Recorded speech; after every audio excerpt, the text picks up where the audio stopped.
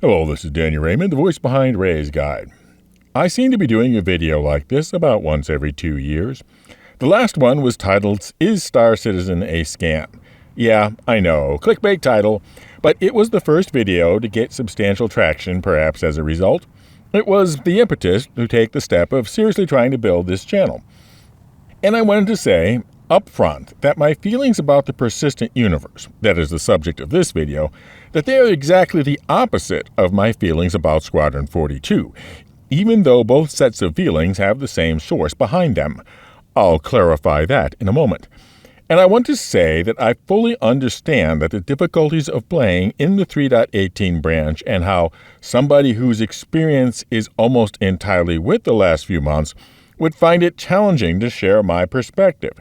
In fact, my original title for this video was How Not to Despair About Star Citizen. But recalling Nooblefire's video titled A Game That Our Kids Can Enjoy, I decided to soften my title. But isn't that actually doubling up the pessimism from Nooblefire's video?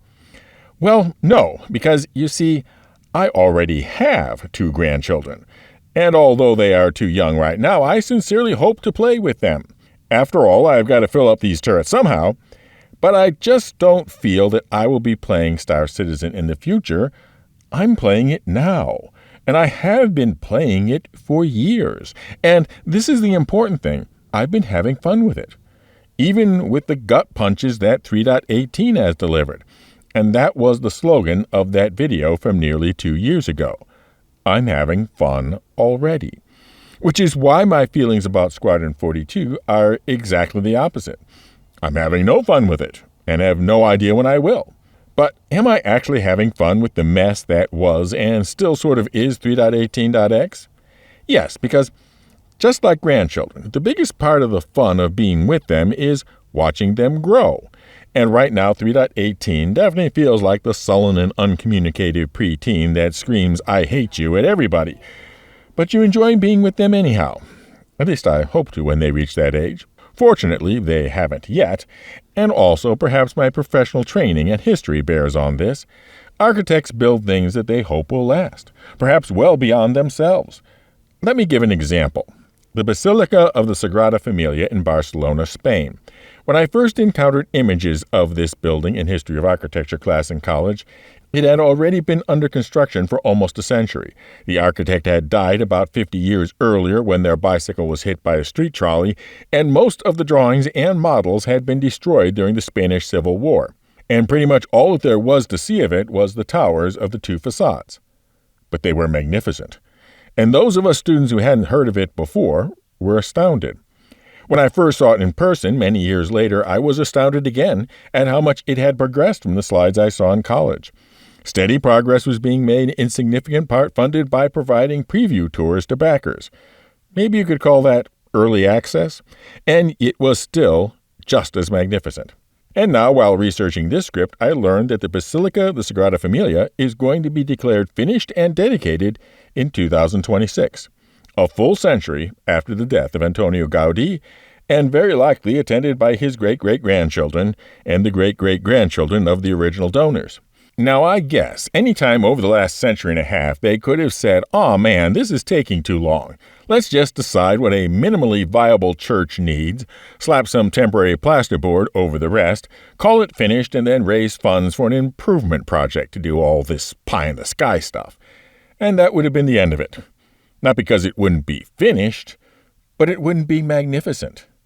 And being magnificent was the whole point. Barcelona already has plenty of minimally viable churches. It even has a grand Gothic cathedral, definitely worth a visit, like other major European cities. The point of it, already evident when it was just a few secondary towers, was to be magnificent, and it already was magnificent. Magnificence deserves patience. And Star Citizen, clearly still incomplete, clearly still flawed, has its times of magnificence.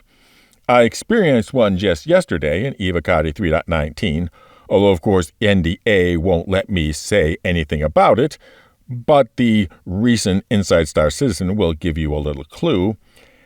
Chris Roberts wasn't pitching yet another space game. He was pitching a magnificent space game. The world has plenty of other space games, minimally viable space games. This is about building one magnificent space game. So come to watch the child grow. Whether you think it is currently in its terrible twos or its troubled teens, that can be your judgment. Come to experience the basilica, rising, tower by tower, wall by wall, window by window. And have fun. It's a game. It's supposed to be fun, even when it isn't great or complete. Have fun already. Which brings me around to that slogan from that early video of mine.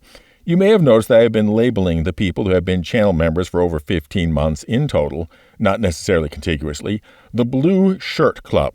And you may have thought that was a reference to the science officers in Starfleet or to the protagonist of the movie's Free Guy. And yes, it was, but it is also, yes, an actual shirt. I hope to have all the details figured out and the shirts free in members' hands before CitizenCon so that if you are attending, I can easily find you and thank you in person. Because there's also going to be one gold shirt to make it easy for you to find me. And will there be other perks for even longer-term members as time goes on? Yes, but I haven't really figured out those. Any suggestions? Now for an update on our giveaways. First, we have the 10,000 subscriber thank you giveaway for the LTI Hull C, the colossal cargo container carrying craft to be given away when the sea goes live, and the big annual ship giveaway for the winner's choice of the Galaxy Complete, the massive modular mining moving medical machine, or the Banu Big Box Bargain Bazaar known as the Merchantman. One entry per video for both giveaways. Just be a member and be entered automatically. Otherwise, be a subscriber and comment somehow including the secret word. And the secret word for this video is where I experienced a moment of magnificence yesterday. Fly safe, keep it real, and I'll see you in the verse. This is Daniel Raymond for Ray's Guide.